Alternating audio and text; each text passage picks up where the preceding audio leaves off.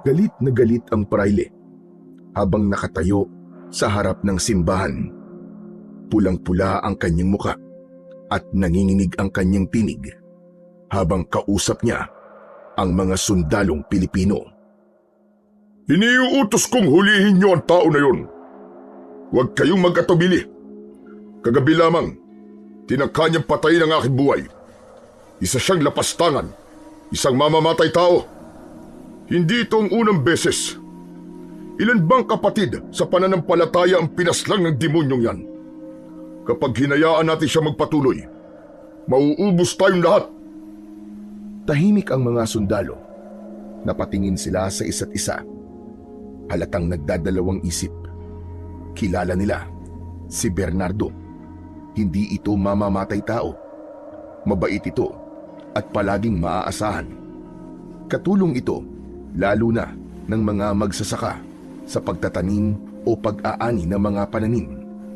Ngunit ang tinig ng prayle ay makapangyarihan. Ang ilan ay galit.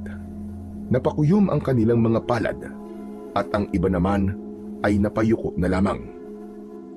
Matagal nang kumakalat ang bulong-bulungan na si Bernardo daw ang may kagagawan sa pagkamatay ng ilang prayle sa iba't ibang lugar.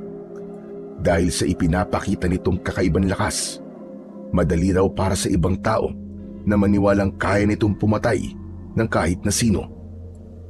At minsan na ring nagkaroon ng alitan ang prayle na nang-aapi ng magsasaka. Hindi siya takot. Hindi marunong umatras ang binata. Buong tapang niyang hinarap ito at sinaway. Doon nagsimulang pagbuntunan nila ito at sabihing panganib sa simbahan at sa mga alagad ng Diyos. Hindi dahil sa may katunayan sila, kundi dahil sa takot at inggit. Kaya naman, sa tuwing may mapapatay na mga prayle, sa kanya ito itinuturo kahit walang malinaw na ebidensya. Bakit lang kayo nagtititigan dyan? Hindi niyo ba ako narinig? Hulihin niyo si Bernardo. Ngayon din! Pero padre, hindi namin alam kung kaya namin ang taong yun. Napakalakas niya. Kayang-kaya nga niya magbuhat ng malaking troso eh. Aba, paano na lang kami? Wala kayong dapat na ikatakot. Ang kapangyarihan niya ay hindi galing sa Diyos, kundi galing sa demonyo. At ang lahat na mula sa demonyo ay kaya nating supilin sa ngalan ng simbahan. Mapapahama kami dyan sa gusto niyo, padre. Saka, wala ka namang ebidensya na siya talagang may gawa. Anong wala sinasabi mo? Sinubukan niya akong patayin kagabi. Iba ang itsura niya. Itsura ng demonyo. May malalaking pakpak at matatalas na ngipin at mga kuko. Padre, kilala namin si Bernardo. Hindi siya mamamatay tao. Maraming beses na siya tumulong sa mga taga-baryo. Kung may kakaiba man sa kanya, hindi niya yung ginamit para manakit. Mga hangal! Yan ay panlilin lang ng demonyo. Nagpapanggap siyang mabuti. Ngunit sa dilim ay naglalantad ng kanyang tunay na anyo. Alam niyo na may patayan na nangyayari, hindi ba? May mga prailing pinapatay. Sino pa ba ang may kakayahang gawin yon? Kundi siya lamang. Pero padre, mga duwag! Natatakot kayo sa kanya. Kaya nagdadalawang isip kayong hulihin siya. Ano pa silbi ng mga sandat at espada nyo kung kayo naman ay matatakot sa kanya? hindi kami natatakot, padre. Ang sa akin lang, baka hindi namin siya magawang hulihin. Paano kung lumaban siya? Baka walang kakayahan ng mga sandata namin sa kanya. Sinabi ko nang huwag kayong matakot. Tandaan nyo, nasa panig natin na simbahan at nasa akin ang basbas ng kataas-taasan. At wala pang masama na dinaig ang mabuti. Saglit na nagkatinginan ang mga sundalo. Baka sa mukha nila ang takot. Ngunit dahil sa bawat salitang binibitiwan ng prayle, napipilitan silang sumunod. Sige po, kung yan po ang utos nyo, padre, wala na po kami magagawa. Yan! Ganyan na sabihin nyo. Sige na, huliin nyo siya sa ngalan ng Santa Iglesia. At kung lalaban, patayin. Ipakita nyo sa mga Indio na walang sino man, gaano man kalakas ang hihigit sa kapangyarihan ng Diyos na aming dala. Isa-isang hinigpitan ng mga sundalo ang hawak sa kanilang mga sandata. Bagamat nanginginig ang kanilang mga kamay, pinilit nilang lakasan ang loob dahil higit ang takot nila sa kapangyarihan ng praile kaysa sa kanilang sariling buhay. Lumakad na sila, makaraan ang ilang paghahanda. Samantala, sa mga sandaling yun, si Bernardo naman ay nasa bukid, abala sa pagtulong sa ilang magsasakang nagtutulungang mag-angat ng malalaking punong kahoy na ibinuwal nung nagdaang bagyo.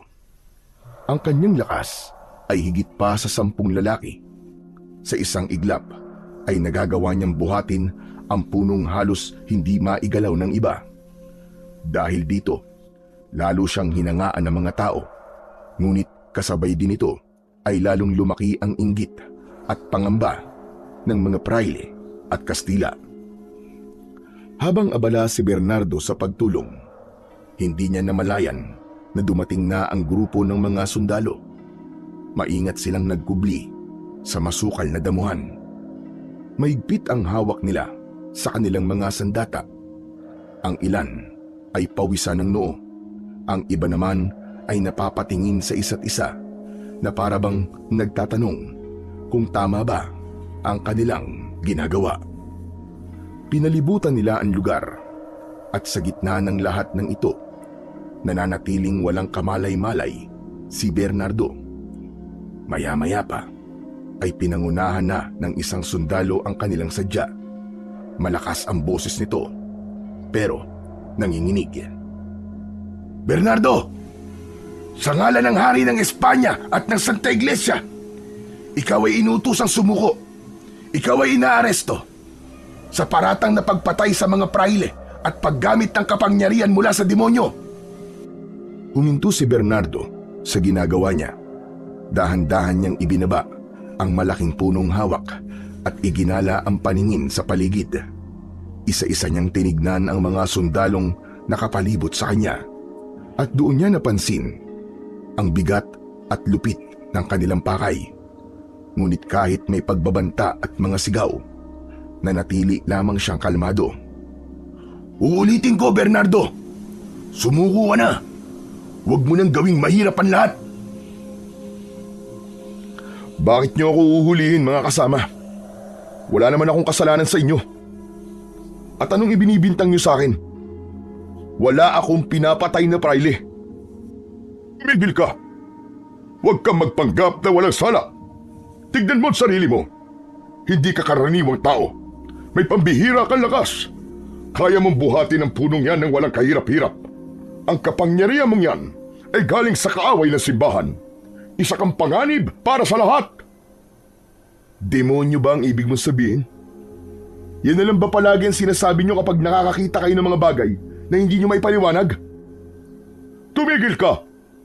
Kailanman ay hindi pa ako nagkakamali sa aking hinala." "Hindi pa nagkakamali? Sigurado ho ba kayo dyan, Padre? O baka naman inuunan nyo lang ang galit kaysa ang katotohanan?" "Sigurado ko sa mga sinasabi ko, Bernardo. Huwag mo ko binabastos. Isa kang lapastangan sa alagad ng Diyos." "Lapastangan? Hindi ko nilalapastangan ng Diyos, Padre. Kayo ang lumalapastangan sa pangalan niya sa tuwing ginagamit niyong relihiyon para takutin at alipinin ang mga tao. Bakit, Padre? Natatakot ba kayo na may isang Indyo na mas malakas at mas matatag kaysa sa inyo?" "Walang Indyo ang hihigit sa amin. Kayo'y isinilang para maglingkod, hindi para umangat. Ang lakas mong yan ay sumpa at sisiguraduhin kong mawawala yan sa mundong ito." "Sumpa? Sumpa, Padre? Regalo ito ng kalikasan, ng may kapal. Ibinigay sa akin para gamitin sa tama, para makatulong sa mga may hirap na api, para ipagtanggol ang mga walang laban. Kung may sumpa man, kayo yon. Ang kasakiman at pang-aabuso nyo sa bayan." "Huwag kang magmalinis, Indyo. Ano mang kapangyarihang hindi ko may paliwanag, hindi ko kikilalanin. At kung hindi ito mula sa Panginoon na aking pinaglilingkuran, tiyak na mula ito sa dyablo." "Yan ang problema nyo, Padre. Kapag hindi nyo may paliwanag, agad nyong isinisisi sa demonyo. Hindi ba kayo rin na nagsasabing makapangyarihan ng Diyos nyo? Kung gayon, bakit kayo natatakot? Hindi ako natatakot, Indio. Ako'y alagad ng simbahan. May kapangyarihan akong supili ng gaya mo. Hindi ako kalaban ng Diyos, Padre. Pero hindi rin ako yuyuko sa inyo. Hindi ako alipin ng simbahan. Hindi ako alipin ng hari. Anak ako ng bayang ito. At ang lakas ko'y para sa kanya, hindi para sa inyo. Labis na namula ang muka ng praile dahil sa matinding galit. Nanginig ang kanyang mga kamay habang hawak ang krus sa kanyang mga kamay. Itinaas niya ito at itinapat kay Bernardo. Ramdam niya na hindi lang siya ang nilalapastangan at nilalabanan ng tao, kundi maging ang kapangyarihan na kinakatawan niya. Tahimik na napatingin ang mga sundalo sa isa't isa. Naramdaman nila ang mas lalo pang pagbigat ng sitwasyon na para bang maski sila ay nahahati sa dalawa. Ang kanilang tungkulin bilang mga tauhan ng simbahan at korona at ang katotohanang totoo ang sinasabi ng binatang si Bernardo. Ngunit mas malakas pa rin ang takot nila dahil kung hindi nila susundin ang praile sa isang kumpas lang ng kamay nito, maaari silang maparusahan o ituring na taksil. Walang hiya kang Indio ka. Wala kang karapatang magsalita ng ganyan sa harap ko. Sasabihin ko kung anong gusto ko. Totoo naman, di ba? Sa halip na magturo kayo ng kabutihan, kayo natutong mandahas at mangalipin. Ang inyong mga dasal ay hindi para sa Diyos, kundi para sa inyong sariling kapangyarihan. Tumahimik ka! Ang bawat salitang lumalabas sa bibig mo ay kalapastanganan sa kataas-taasan. Hindi totoo yan. Dahil ang Diyos ko ay ang aking sandigan. Pero ang Diyos na yon ay hindi ang Diyos ng kasakiman at pagyurak sa mahihirap, kundi Diyos ng katarungan at kalayaan. Saglit na natahimik ang lahat sa huling sinabi ng binata, lalo na ang mga sundalo at ibang magsasaka na naroroon. Hindi nila maitatanggi na may bigat ang sinabi ni Bernardo at may katotohanang kumagat sa kanilang konsensya. Samantala ang praile ay mas lalo pang nagngit-ngit at halos mawalan na ng hininga sa galit. Hinarap nito ang mga sundalo. Ano pat nakatayo lang kayo riyan? Hulihin niyo na siya! Gapusin niyo! Pero Padre, wala naman siyang ginagawang masama talaga. Hangal! Ang hindi sumusunod sa simbahan ay kalaban ng simbahan, at ang kalaban ng simbahan ay kalaban ng Diyos. Ngunit di naman namin siya kayang patayin, Padre. Baka pwedeng pakiusapan na lang na mabuti. Tama na, Satsat. Hulihin niyo na ang Indio na yan. Saglit na natahimik ang lahat. Ang mga sundalo ay nag-aatubili pa rin. Nanginginig ang kamay nila habang hawak ang kanilang mga espada. Si Bernardo naman ay nakatayo lang. Walang balak na umatras. Ngunit wala din naman siyang balak na mag-umpisa ng laban. Nakikita ko ang takot nyo at hindi ko kayo masisisi. Para kayo nasa gitna ng nag-uumpugang mga bato. Kaibigan, huwag kayo mag-alala. Hindi ko kayo ituturing na mga kalaban. Dahil ang tunay na kalaban ay ang nasa likod ng utos na to. Kung ganun, Bernardo, sumama ka na lang sa amin na maayos. Nakikiusap ako sa'yo. Ayaw naming lumala pa ang gulo. Kung ako'y susuko, kaibigan, sinong tutulong sa mga magsasakang ito? Dahan-dahang lumapit ang apat na sundalo. Nanginginig ang mga kamay. May hawak na lubid. Si Bernardo naman ay nakatayo lang. Hindi gumagalaw. Tila sinusubok ang loob ng mga sundalong lumalapit sa kanya. Pasensya ka na, Bernardo. Hindi namin pwedeng baliin ang utos ng hari at ang utos ng simbahan. Hindi ako kriminal. Ngunit kung yan ang kailangan para hindi kayo mapahamak, sige. Ito ang aking mga kamay. Isa-isan lumapit ang mga sundalo at iginapos na siya. Hindi gumalaw si Bernardo habang ang mga matay nakatingin sa langit. Dalhin siya sa bundok ng Montalban. Doon siya ikulong sa kuweba at takpan ng malaking bato ang bungad nito. Ikulong siya doon, magpakailanman. Duwag na praile. Ano sabi mo? Bakit ka bumubulong? Ano yon? Ngunit hindi na sumagot ang binata. Tahimik lang siyang nakasunod sa mga sundalo. Hindi siya tumutol at hindi rin nagpumiglas. Tila ba tanggap niya ang hatol ng mga makapangyarihan kahit alam niyang hindi siya nagkasala. Sa likuran, nakasunod ang praile, nakangiti. Ngiting punong-puno ng kayabangan at pakiramdam ng tagumpay. Mula sa bukid ay ilang oras din nilang nilakad ang papunta sa bundok ng Montalban. Masukal ang daan, madulas at mabato. Habang tumatagal, unti-unting lumamig ang hangin. Halos kalahating araw nilang nilakad ang matarik na daan.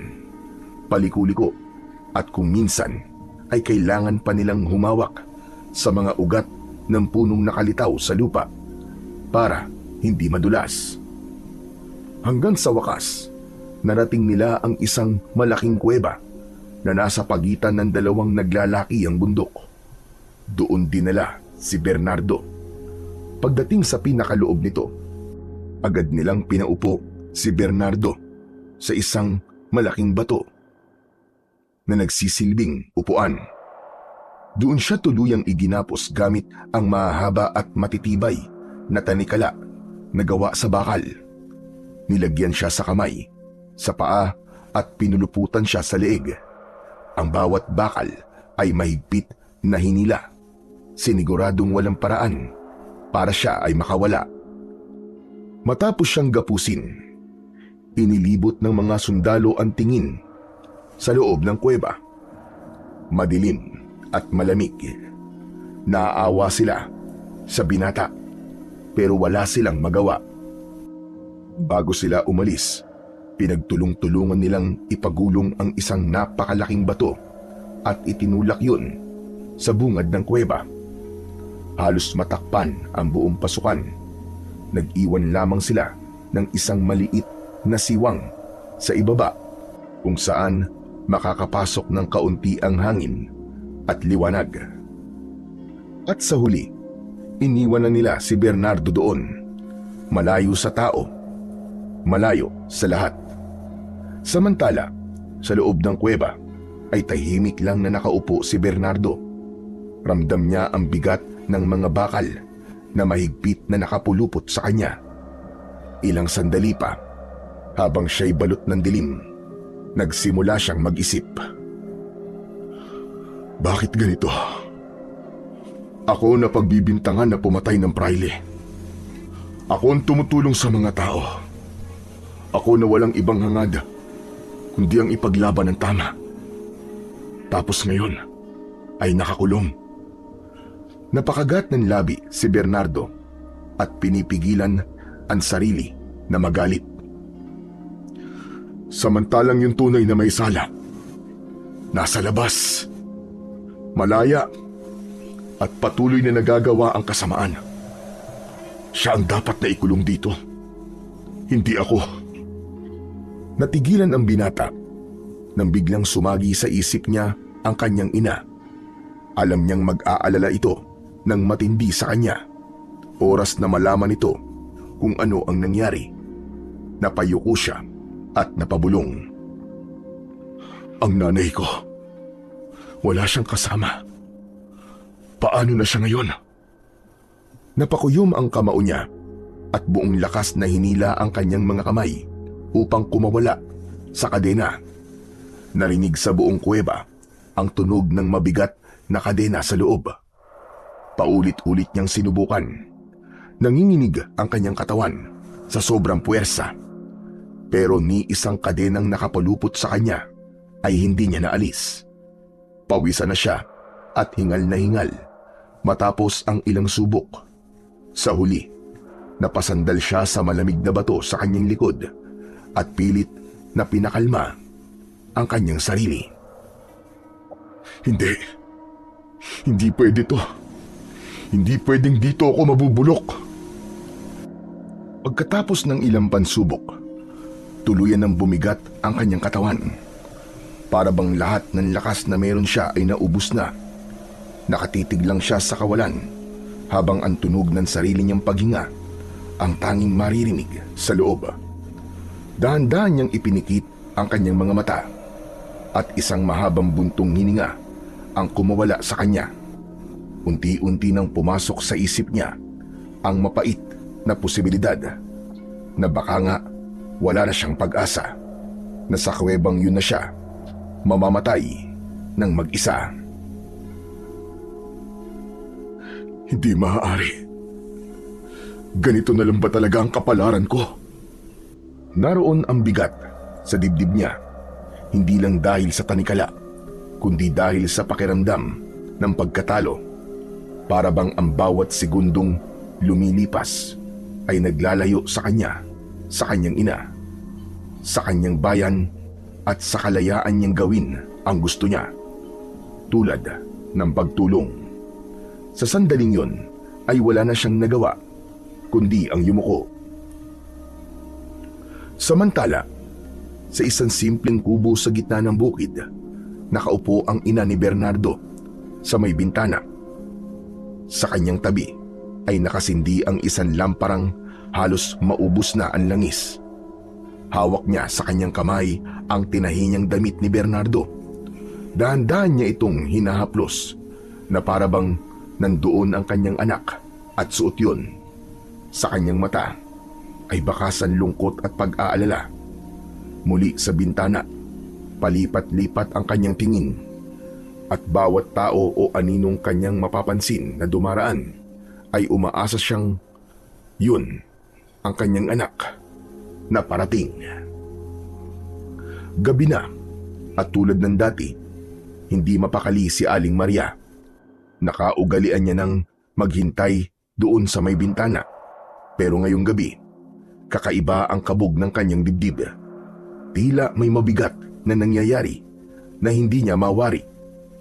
Maigpit niyang niyakap ang damit ng kanyang anak at marahang napabulong. Halos parang isang dasal. Bernardo, anak. Nasaan ka na ba? Bakit hindi ka pa umuwi? Saan ka na naman ba nagsuot? Patuloy na nakatingin siya sa labas.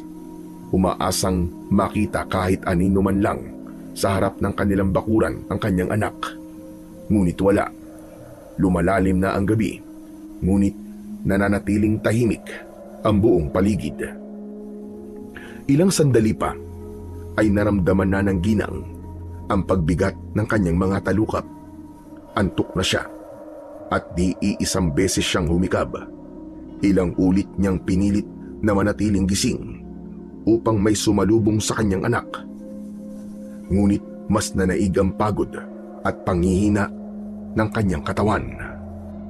Sinarado na niya ang bintana, saka muling umupo at sumandal sa upuang kawayan. Mahigpit ang kapit niya sa tinahing damit ng anak. Niyakap itong para bang yun na lamang ang nagbibigay ng lakas sa kanya. Hindi nagtagal na naigang antok. Unti-unting pumikit ang kanyang mga mata hanggang sa tuluyan na siyang nakatulog.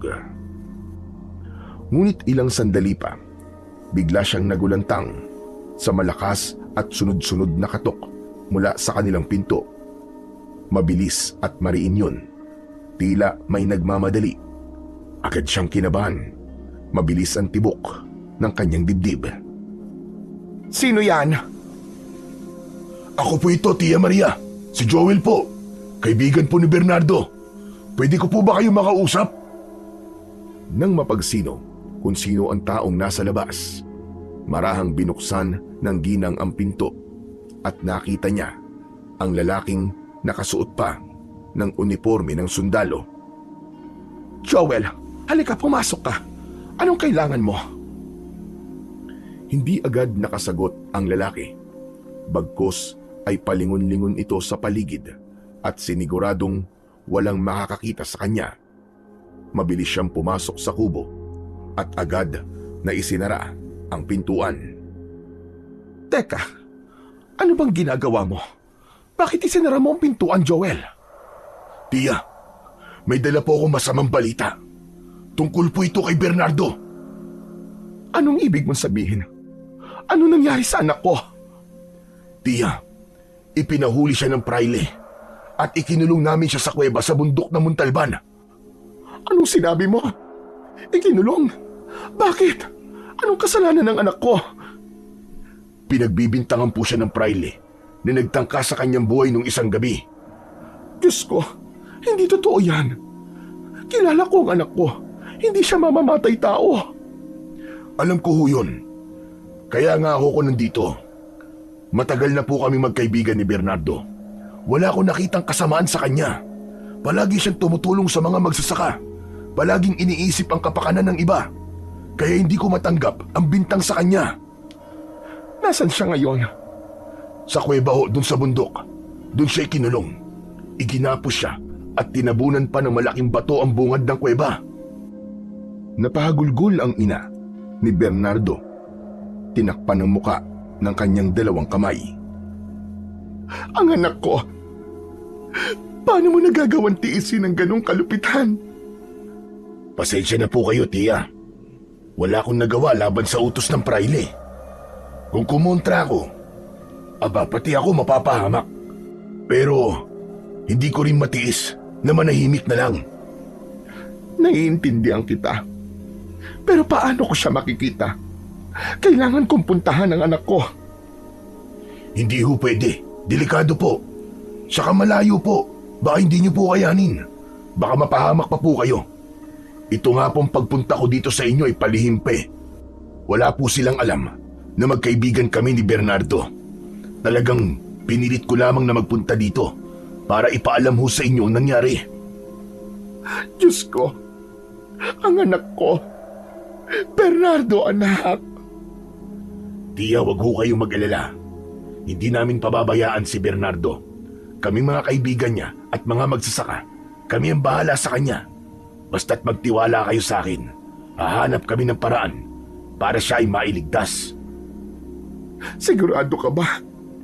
Magagawa niyo ito ng paraan, Joel? Hindi po ako sigurado, pero susubukan po namin. Mamaya po ay magpupulong kami kung anong gagawin namin. Sige, gawin niyo ang lahat, iho. Nakikiusap ako. Huwag niyong pababayaan ang aking anak. Opo, ipinapangako ko po yan, Tia. Pero, hindi ba talaga pwede na makita ko siya o mapuntahan man lang? Hindi po talaga eh. Malayo po eh. Hindi niyo po kakayanin. Kaya ko, iho. Basta't bigyan mo lang ako ng kahit isang pagkakataon. Gusto ko siyang makita. Dalhin mo ako sa kanya. Kahit sandali lang. Pag-iisipan ko po. Gagawan po natin ng paraan. Muling napahagulgol ang ginang. Itinakip niya ang damit ng anak sa kanyang muka. Halos madurog naman ang loob ni Joel sa tanawing yun. Sandali siyang napatitig sa matanda bago muling nagsalita. Pero Tia, may isang bagay po kong hihilingin. Kailangan po ninyong maging matatag. Huwag po kayong basta-basta lalabas o magtatanong-tanong. Kapag may nakahalata, pareho tayong mapapahamak. Lalong-lalo na ho si Bernardo. Tumango si Aling Maria. Bagamat tuloy pa rin ang pagluha. Oo, iho.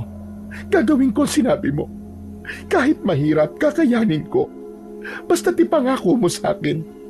Ipangako mo na babalik si Bernardo. Ipinapangako ko po. Hanggat humihinga ako, hahanap ako ng paraan para makalaya si Bernardo. Maya-maya pa, tumayo si Joel at binuksan ng dahan-dahan ang pinto. Tumingin siya mula kay Aling Maria, saka tumango bilang tanda ng pangako. Samantalang ang matanda ay naiwan sa loob ng kubo. Kinuha niya ang kanyang rosaryo, nagsindi ng kandila at tinungo ang altar upang magdasal. 2 araw ang lumipas. Madaling araw, muling bumalik si Joel sa kubo ni Aling Maria. Kasama niya ang 5 magsasaka na kapwa malapit kay Bernardo. Hindi nag-aksaya ng oras si Joel. Saglit siyang kumatok at nang makita siya ni Aling Maria, bigla itong umiyak. "Tia, oras na po. Puntahan na natin si Bernardo." Sige, tara na. Ano ba dapat dalhin ko? Ano ang kailangan, Joel? "Huwag na po kayong mag-alala. Wala po kayong dadalhin. Ayos na po ang lahat. May mga dala na kaming pagkain para sa kanya at iba pang mga gamit na pwedeng makatulong sa atin. Wala na po tayong oras. Tara na ho. Kailangan na natin bilisan." Nagsimula na silang maglakad. Marami silang mga bitbit, pagkain, tubig, at maliliit na mga lampara. Maingat ang kanilang mga hakbang. Alam nilang may mga sundalong nagruronda sa paligid at sa isang maling galaw lamang ay tiyak na kapahamakan ang kanilang aabutin. Sa may paanan ng bundok, nagkubli muna sila. Nakayuko sa damuhan. Dumaan ang 2 kawal na may dalang mga espada at nakasindi ang kanilang sulo.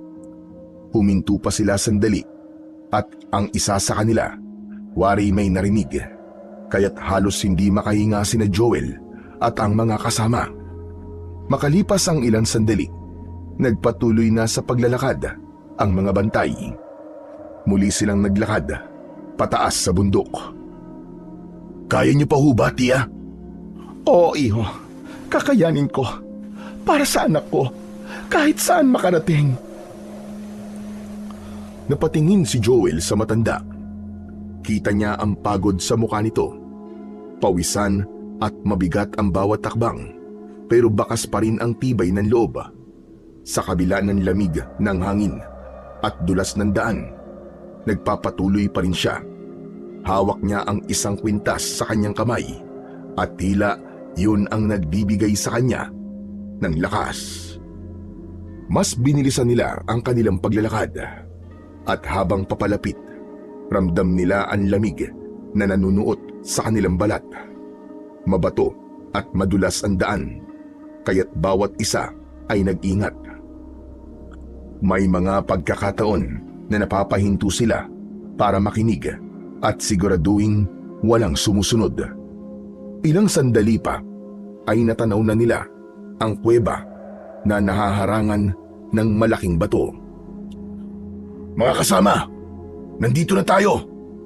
Maging mapagmatsyag kayo at baka mamaya ay may lumitaw na mga bantay." Tumango ang mga kasama niyang magsasaka at silang 2 ni Aling Maria ang lumapit sa yungib. Humawak si Aling Maria sa bato. Halos manginig ang kanyang mga kamay. Bernardo! Bernardo, anak! Naririnig mo ba ako? "Inay? Inay, ikaw ba yan?" Oo, anak. Ako ito. Nandito ako sa labas. Napasigaw si Bernardo sa tuwa at pananabik, kahit nakapalupot pa rin ang mga bakal sa kanyang katawan. "Inay, paano kayo napunta dito? May kasama ba kayo?" "Bernardo, ako to si Joel. Sinamahan ko ang inay mo dito. Alang-alang sa'yo." "Salamat, Joel. Hindi mo alam kung gaano kalaking ginhawan dulot ng presensya nyo at ni inay." "Wala yun, kaibigan. Sa ngayon kasi, ito lang muna ang pwede kong maibayad sa'yo. Pasensya ka na. Hindi ko gustong pangunahan ang paghuli sa'yo. Napilitan lang ako." "Naiintindihan ko, Joel. Wala kang dapat na ipaliwanag sa akin." Napangiti kahit papano si Joel sa kanyang narinig. Masaya siyang malaman na hindi galit sa kanya ang kanyang kaibigan. Samantala ay lumuhod sa harap ng bato si Aling Maria. Anak, kumusta ka dyan sa loob? Kaya mo pa ba? "Nahihirapan ako, Nay. Mabigat ang tanikala. Malamig at madilim dito sa loob. Nagugutom at nauuhaw na din po ako."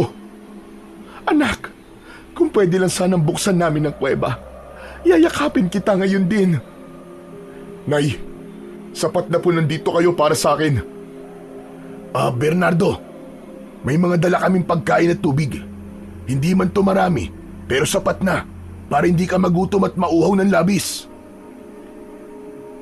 Isa-isang sinuksok sa maliit na siwang ang mga pagkain at tubig na nasa maliliit na sisidlan. Isinuksok yun hanggang sa maabot ni Bernardo. Salamat! Salamat sa lahat ng tumulong.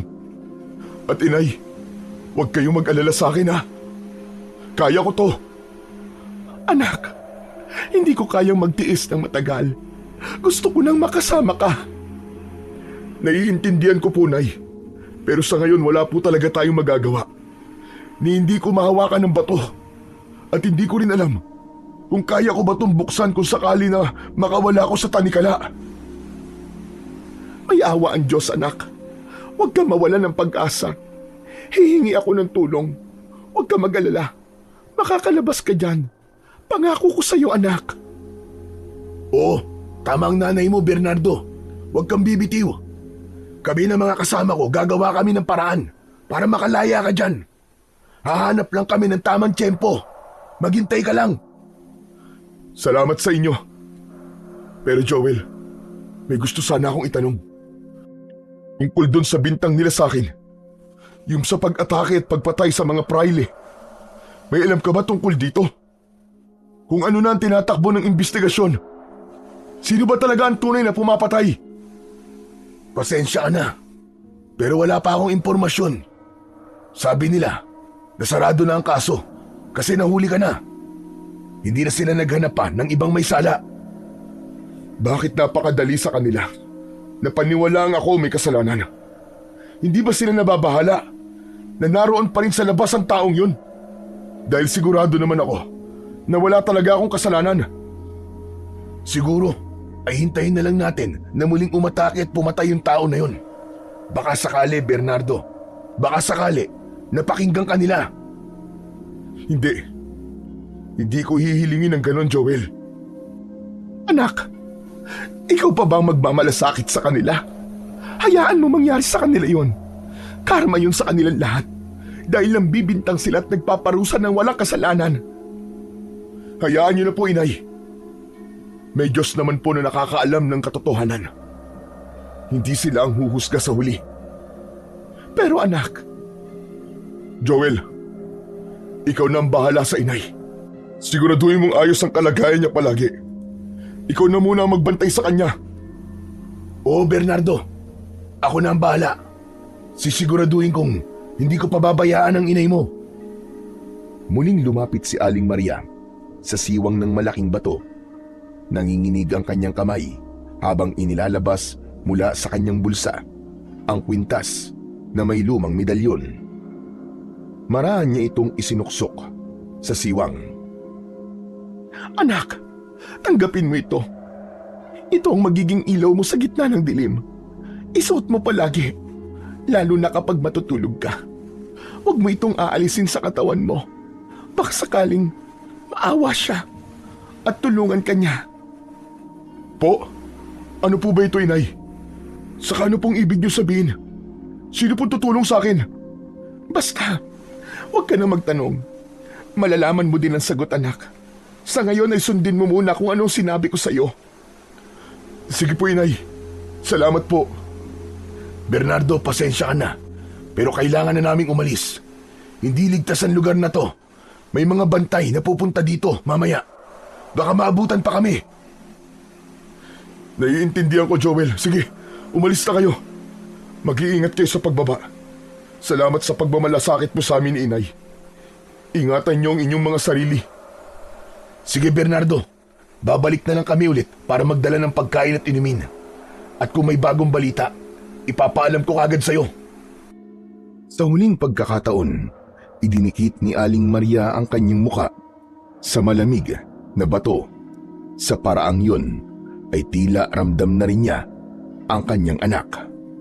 At pagkatapos nun, ay bumaba na sila. Iniwan na nila ang kuweba at si Bernardo.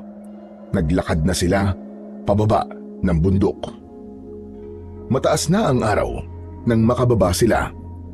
Pagdating sa baryo, naghiwa-hiwalay na sila upang hindi mahalata ng mga tao, habang ang iba'y agad na nagbalik sa kani-kanilang mga bahay. Si Joel naman ay dumiretso patungong kumbento sapagkat ipinatawag siya ng praile.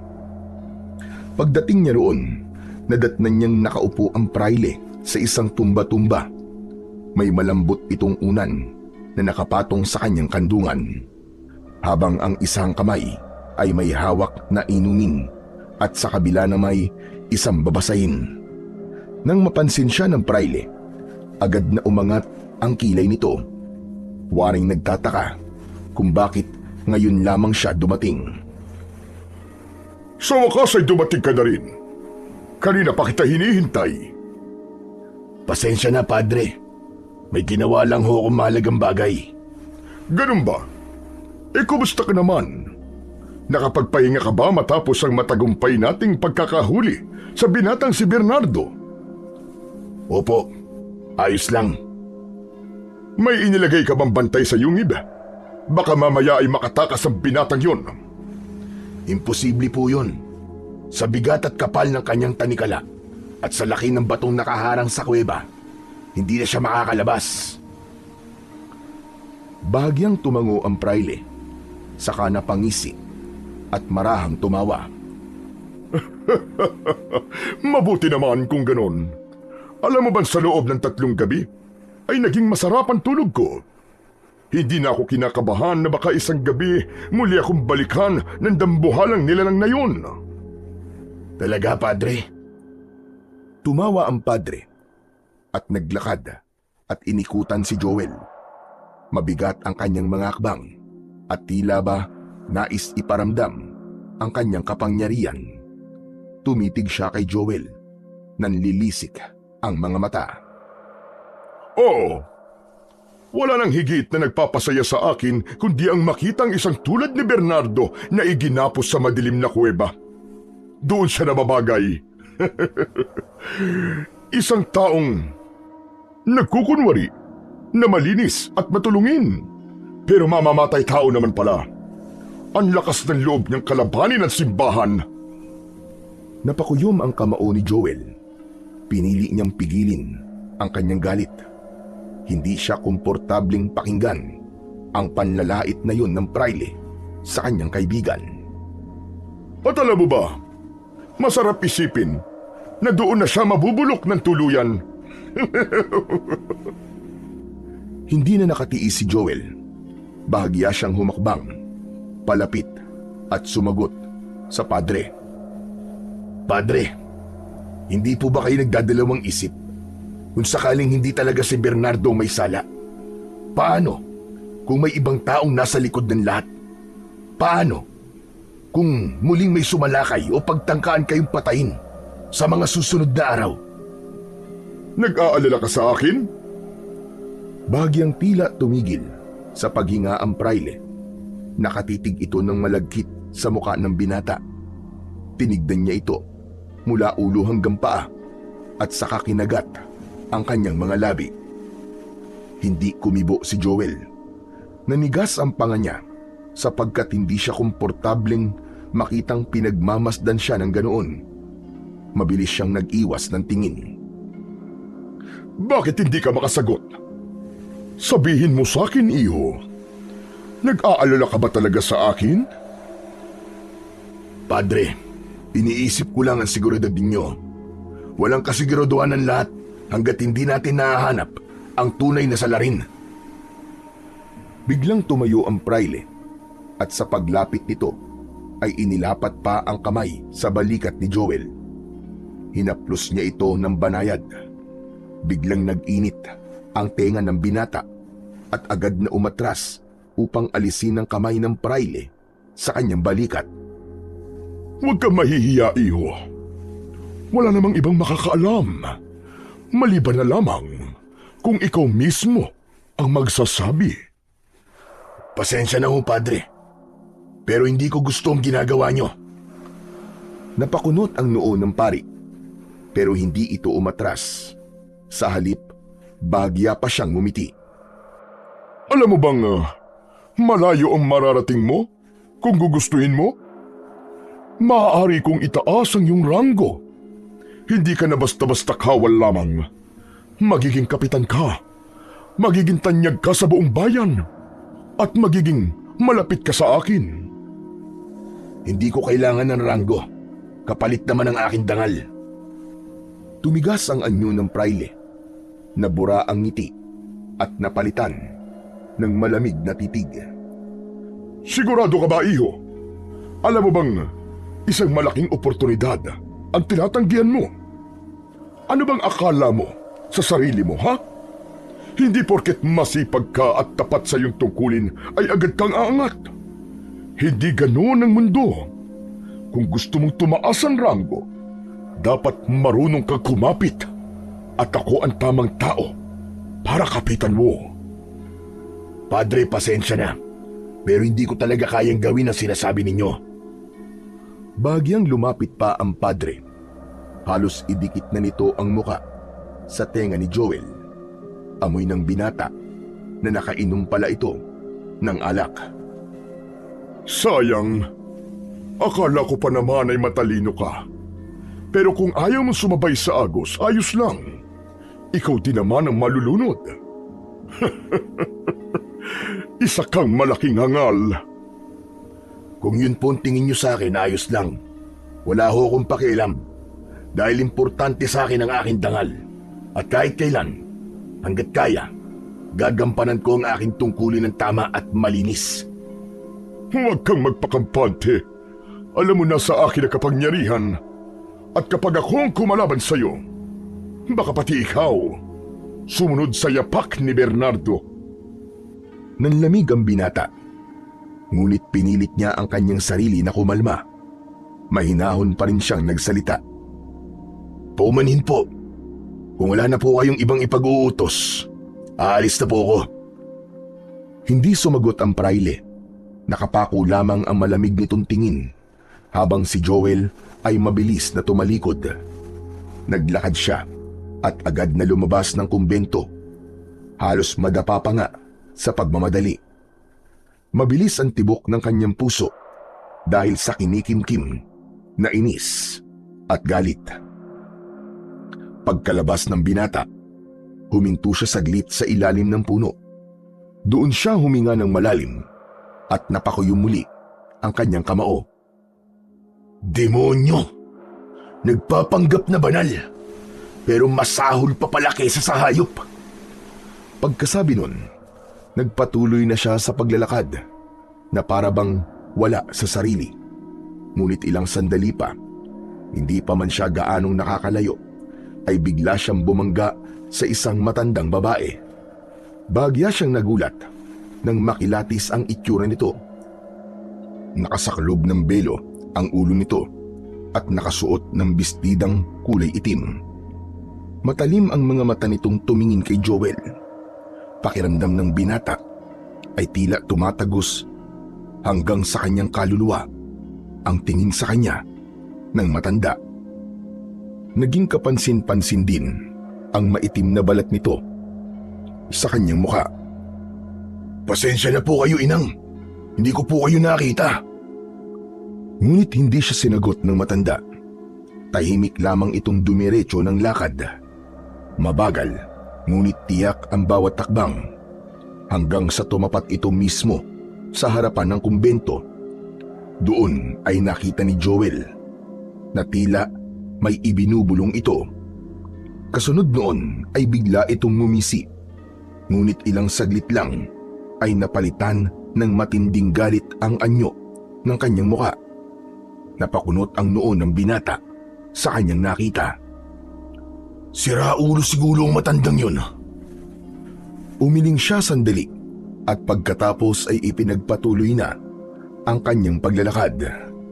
Ngunit bigla siyang natigilan nang may makita sa lupa. Isang larawan yun na tila nalaglag. Pinulot niya ito. Larawan yun ng isang babae at isang mas batang lalaki. Nasa tansya niya ay halos kasing edad lang niya. Hindi niya kilala ang mga ito at wari niya ay hindi taga roon ang babae. Maaaring naligaw lang o nagkataong napadpad sa kanilang lugar. Muli niyang nilingon ang matanda, ngunit laking pagtataka niya na wala na ito roon, para bang biglang naglaho sa isang iglap. Napaisip si Joel kung paano ito nangyari, gayong malinaw na nakita niyang nakatayo roon ang matanda at wala namang ibang daanang maaari itong lusutan. At ang tangi niya lang naisip na posibilidad ay pumasok ito sa loob ng kumbento. Itinago ni Joel ang larawan sa kanyang bulsa at habang naglalakad, hindi mawala sa isip niya ang anyo ng matanda, ang matalim nitong titig, ang bigla nitong pagngiti at iba pa. Ilang saglit pa, nakasalubong niya ang dalawa niyang kaibigan na kapwa sundalo rin. Doon niya naisipang ipakita ang larawan. "Mga kasama, kilala niyo ba tong mga nasa larawan?" Tinignan ng dalawa ang larawan at sandaling nagkatinginan. Isa sa kanila ang napabuntong hininga at marahang nagsalita. Kilala niya ang mga ito, lalo na ang matandang babae. Ayon sa kanyang kaibigan, nabaliw ang matanda dahil sa malagim na sinapit ng kanyang nag-iisang anak. Ang lalaking kasama naman ito sa larawan, ang binata na halos kaedad ni Joel. Yun daw ang anak na napatay ilang buwan na ang nakararaan. Ngunit hindi raw yun basta-bastang pagpatay. Ayon sa bulong-bulungan, ginahasa muna ito ng hindi pa nakikilalang salarin bago pinaslang at pagkatapos ay itinapon na lamang sa kung saan. Kawawa naman pala kung ganun. Hindi na nagtanong pa si Joel matapos magpaalam sa dalawa niyang kaibigan. Muli niya nang ipinagpatuloy ang kanyang paglalakad pauwi sa kanilang bahay. Paglipas ng ilang oras, tahimik na natapos ang araw. Parang normal lang ang lahat. Ang mga tao'y nagsipag-uwian. Ang mga tindahan ay isa-isang nagsara. At ang katahimikan ng gabi ay bumalot sa buong baryo. Ngunit sa muling pagsapit ng umaga, biglang nagulantang ang lahat. Mula sa iba't ibang panig ng baryo ay narinig ang malalakas na sigawan at iyakan ng ilang tao.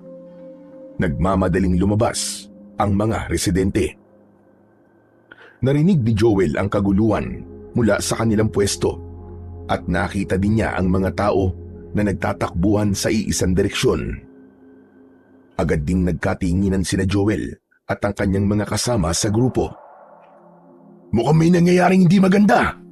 Tara, mga kasama, tignan natin!" Kagad silang tumakbo upang alamin ang pinagmumulan ng kaguluhan. Habang papalapit sila, lalong lumakas ang ingay at iyakan. At nang tuluyan na silang makalapit, nakita ni Joel sa kumpulan ng mga tao si Aling Maria na nakikiusyoso din sa nangyari. "Tia Maria, anong ginagawa niyo dito?" "Narinig ko lang ang balita tungkol sa nangyari dito sa kumbento. Kaya napasunod na rin ako sa mga tao." "Alam niyo po kung anong nangyari dito?" "Hindi ko alam, iho. Ayaw nilang magpapasok sa loob. Pero kanina sabi nila, may mga bangkay daw dyan sa loob." "Ano?"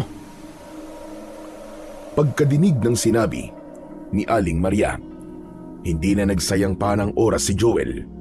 Agad niyang tinawag ang kanyang mga kasama at nagsimula silang maglakad papasok. Pilit man silang pinipigilan ng iba, hindi sila nagpatinag. Pagpasok nila sa loob, bumulaga sa kanila ang kalunos-lunos na tanawin. Nakahandusay sa malamig na sahig ang tatlong katawan. Ang una, isang batang sakristan. Nakadilat ang mga mata na parabang namatay sa matinding takot. Punit-punit ang kanyang damit at may malalalim na sugat sa dibdib. Ang pangalawa, isang lalaking taga-kumbento. Halos hindi na makilala ang mukha nito. Nakanganga ang bibig. Tila sinubukan pan sumigaw bago nawalan ng buhay. Ang tiyan niya ay wakwak at may ilang lamang loob na nakakalat.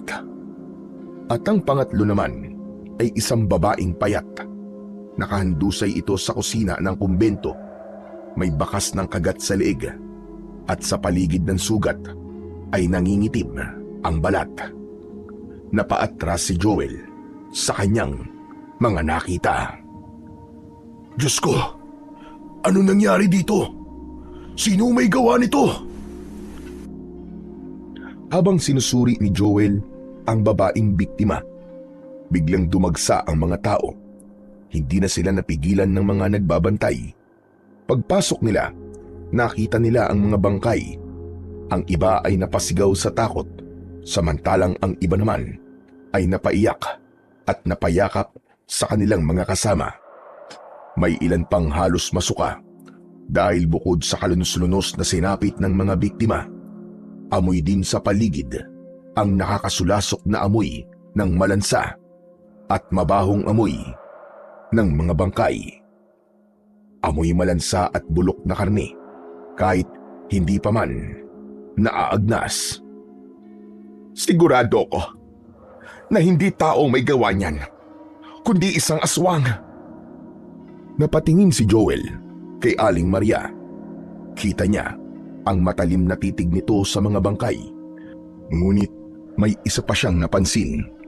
Medyo malikot ang mga mata ng matanda, para bang may hinahanap sa loob ng kumbento. Saglit siyang natigilan, ngunit pinili niyang hindi muna magtanong. Mas mahalaga ngayon sa kanya na maunawaan nila kung ano ang totoong nangyari.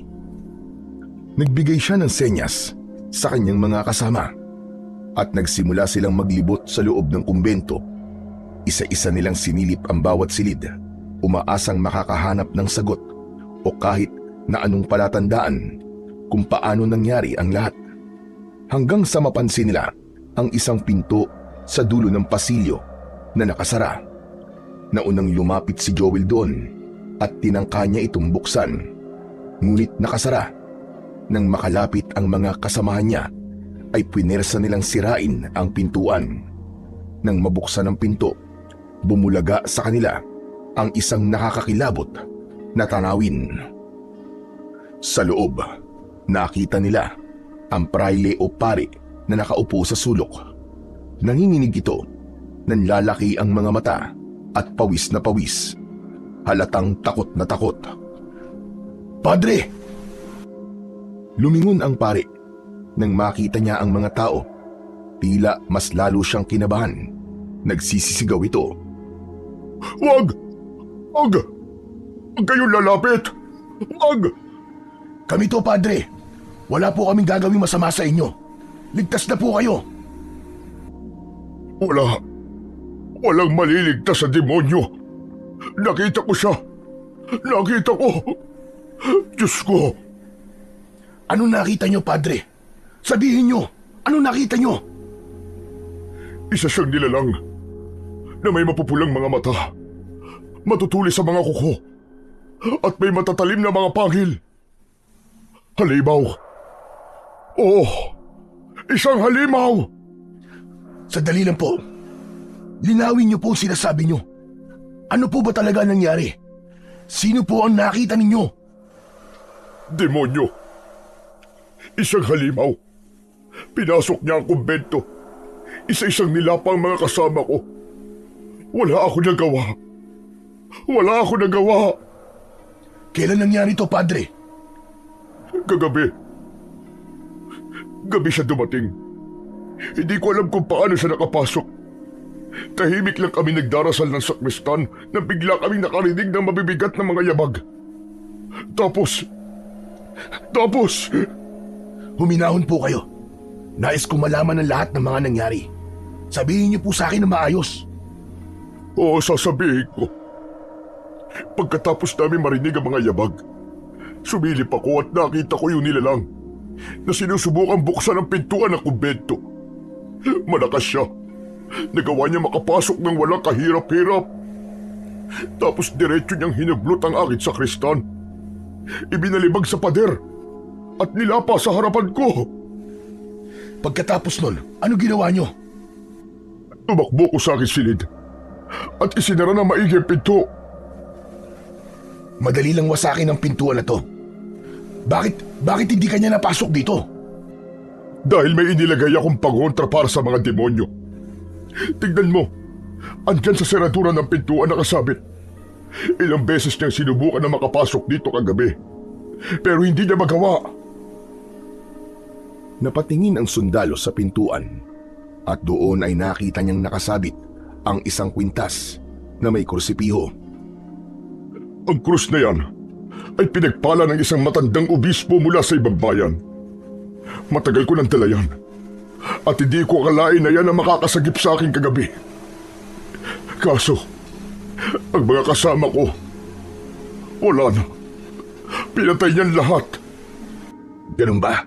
Pero padre, sigurado ka bang halimaw ang nakita mo kagabi? Hindi tao? Sigurado ako. Hindi tao ang pumasok dito. Nung nagtago ako dito, nasa labas siya ng pinto. Umuungol. Kinakalampag ang mga dingding. Ito rin ba ang halimaw na una nagtangka sa'yo? Hindi agad nakasagot ang praile.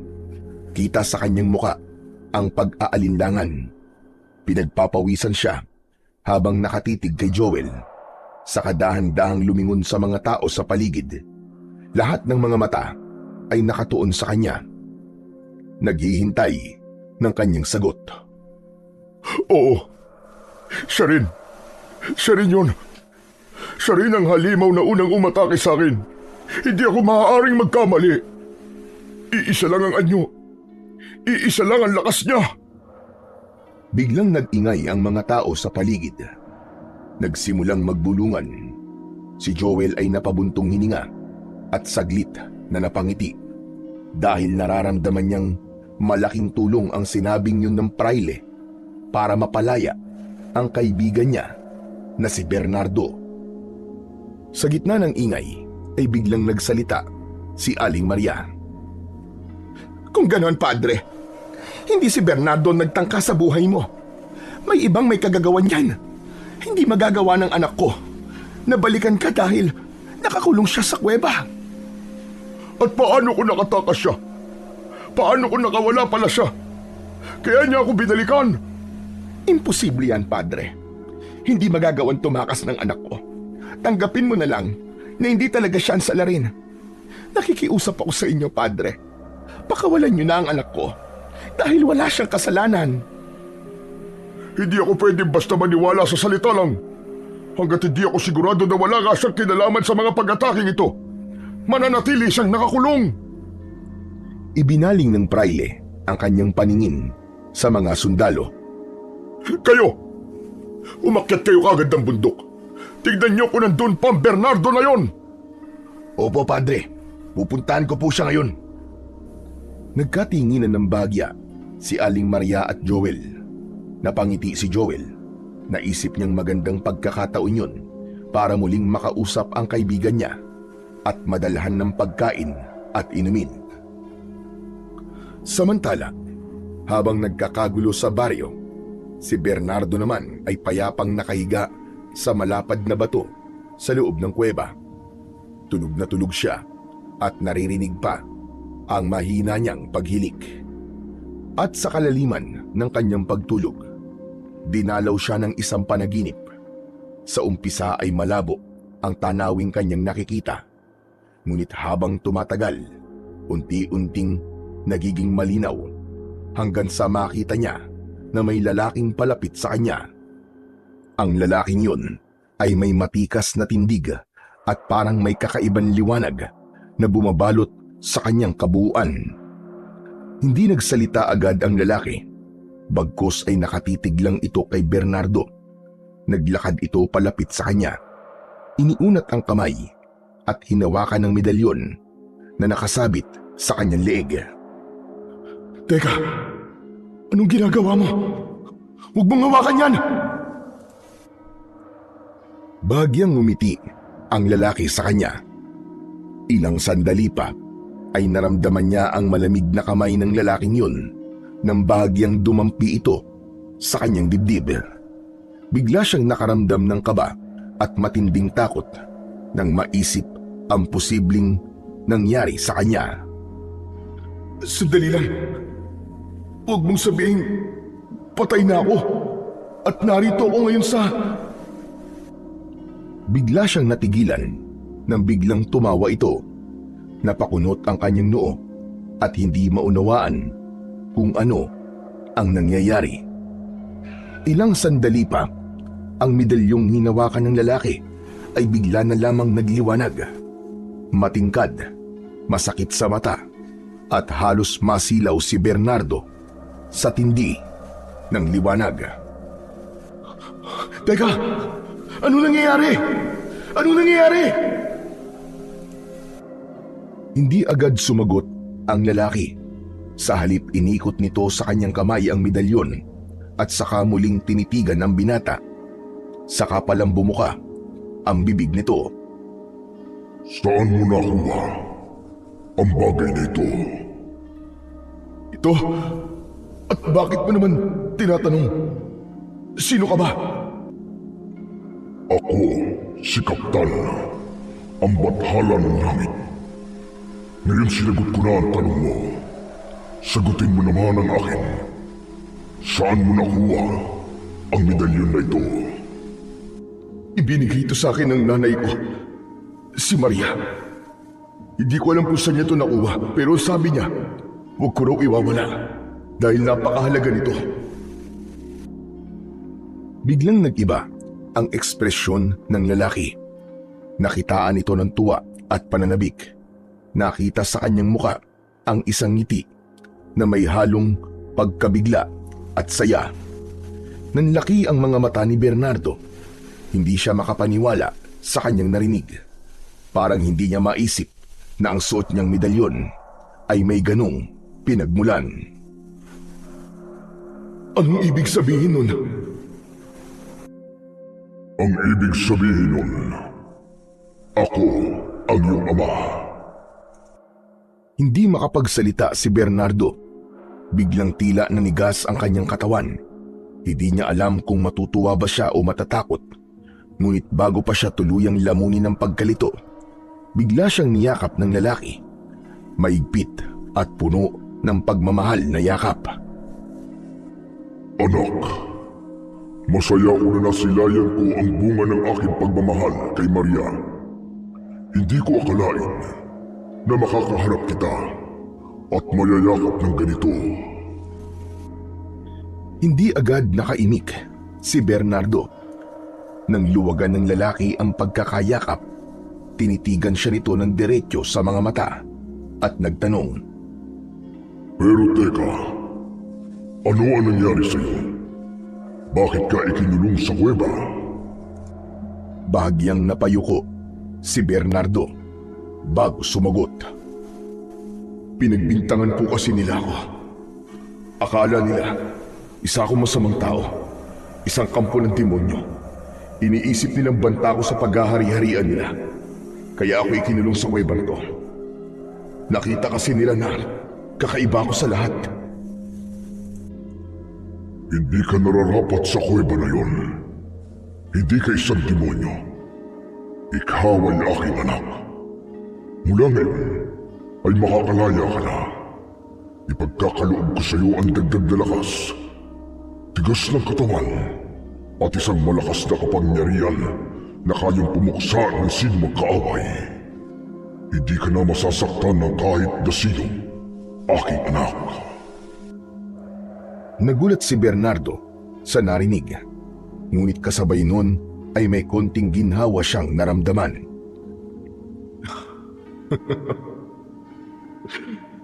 Salamat po. Maraming salamat po. Sandali lang. Bakit ka masaya? Pasensya na po. Ngayon ko lang po kasi napagtanto kung bakit ako kakaiba. Kaya pala may kakaibang lakas ako at tibay ng loob. Kasi anak pala ako ng isang bathala. Tama ka. Isa kang anak ng magiting na bathala. At ako yun, anak. Pero, bakit ngayon lang po kayo nagpakita? Saglit na natahimik ang bathalang si Kaptan bago ito sumagot. Hindi madali ang ating kalagayan, anak. Ang mga bathala at mga mortal ay may pagitan. Hindi sila maaaring magsama na matagal. Ngunit tinawag ako ng medalyon. Ipinakita nito sa akin na may isang nilalang na nangangailangan ng aking tulong. Hindi ko kayang ipagwalang bahala ang aking sariling kadugo. Kaya narito ako ngayon upang tulungan ka dahil ikaw ay mahalaga. Hindi ko po alam ang mararamdaman ko ngayon, Ama. Pero masaya po ako. Biglang tumulo ang luha ng binata habang tinititigan ang kanyang ama. Salamat po at nagpakita po kayo sa akin. Akala ko iniwan na ako ng aking ama dahil sa kakaiba kong kakayahan. Akala ko dahil salot ako. Ngumiti si Kaptan at marahang inilagay ang kamay sa balikat ni Bernardo. Hindi ka salot, aking anak. Mamaya paggising mo, bumangon ka. Lumabas ka sa kuweba at ipakita mo sa mundo na hindi ka dapat katakutan. Ikaw ay biyaya at hindi isang sumpa. Pero paano po ako makakalabas?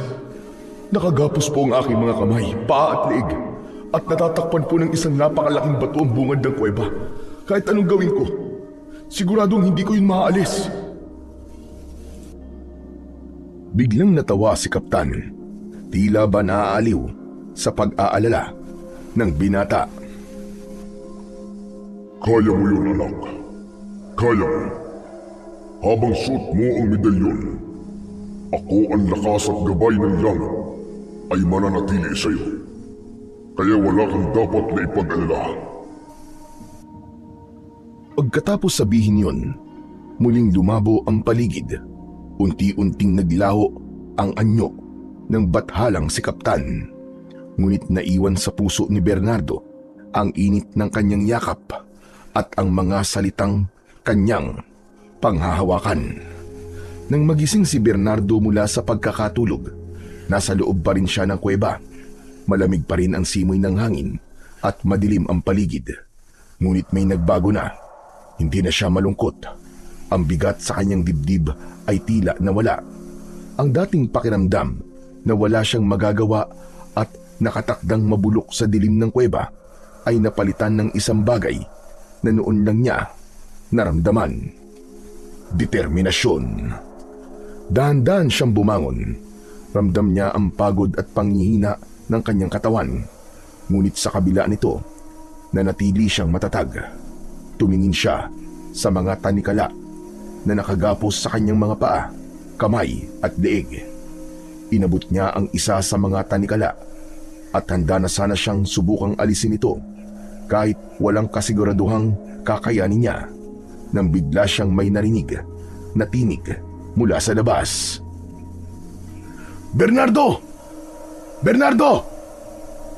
Joel? Joel, ikaw ba yan? Oo, ako nga. Kumusta ka dyan sa loob? Nakain mo ba ng maayos yung mga dinala kong pagkain? Oo, salamat sa mga dala nyo. Malaking tulong yun sa akin. Mabuti naman. Magpalakas ka. Huwag ka mag-alala. Makakalabas ka dyan. Ilang araw na pagtitiis na lang, kaibigan. Anong ibig mo sabihin? May nangyari sa kumbento. Pati na rin sa praile. Ha? Ano nangyari? Hindi ba't yung praile ang nagbibintang sa'yo nun? Siya yung nagsabing umatake ka sa kanya, kaya ka kinulong dito. Oo, siya nga. Bakit, ano nangyari sa kanya? Kagabi, inatake ulit siya. Malinaw na hindi ikaw yung tinutukoy niya. Makakalaya ka dito. Maniwala ka sa akin. Siya nga pala. Nakita namin siya kanina, nangangatog sa takot.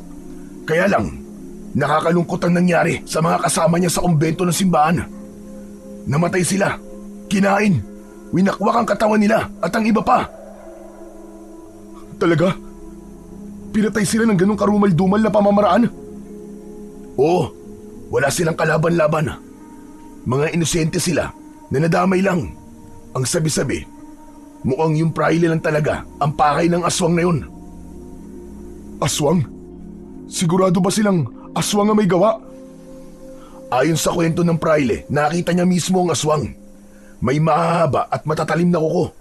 Mapula ang mga mata. Kung totoo nga yun, delikado yan. Baka may iba pang masaktan. Kawawa ang mga kababaryo natin.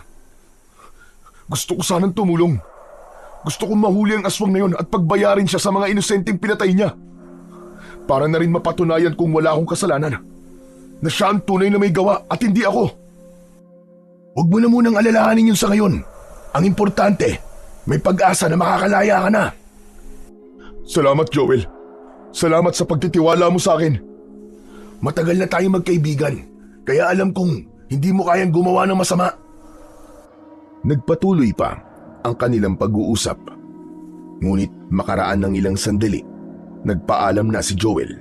Alam niyang kailangan na siyang umalis dahil siguradong magtataka ang praile kung bakit hindi pa siya nakakabalik.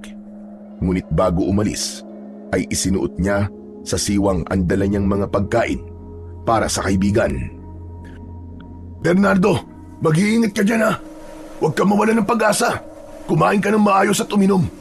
Huwag mong pabayaan ang sarili mo dito. Oo kaibigan, gagawin ko yan. Salamat sa mga dala mo. Salamat sa mga pag-aalala mo sa akin. Isa kang tunay na kaibigan. Hindi ko tuloy alam kung paano ko mababayaran ng mga utang na loob ko sa'yo. Huwag mo na munang isipin yon, wala yon. O siya, aalis na ako. Sige, mag-iingat ka. Tumayo na si Joel at nagsimulang maglakad pababa ng bundok. Samantala, matapos umalis ni Joel, nanatiling tahimik si Bernardo sa loob ng kuweba. Hinawakan niya ang kanyang medalyon at sa sandaling yun, parang naramdaman niya ang kakaibang enerhiya na dumadaloy mula rito. Bigla itong lumiwanag. Sa unang pagkakataon, malinaw niyang nakita ang paligid. Napansin niya ang ilang kalansay na nakakalat sa paligid. Nakaramdam siya ng awa sa mga ito, lalo pat naisip niyang naging kaparehas sila ng kanyang naging kapalaran. At maaaring mas masahol pa ang nangyari sa mga ito. Maswerte pa ako dahil may kaibigan ako at ina na nakaalalay sa akin. Bigla siyang naluwa nang maisip na maaaring walang dumating na tulong sa mga taong yon. Ngunit bago pa siya malugmok sa lungkot, naramdaman niya sa kanyang dibdib at mga kamay ang malakas na enerhiyang dumaloy mula sa medalyon. Ang liwanag nito ay bumalot sa kanyang katawan at inalis ang lahat ng kanyang mga nararamdamang sakit at panghihina. Muling hinawakan ni Bernardo ang mga tanikala sa kanyang kamay. Ang bawat bakal ay mabigat, ngunit kayang-kaya niya itong iangat ng walang kahirap-hirap. Sinubukan niya itong hilahin.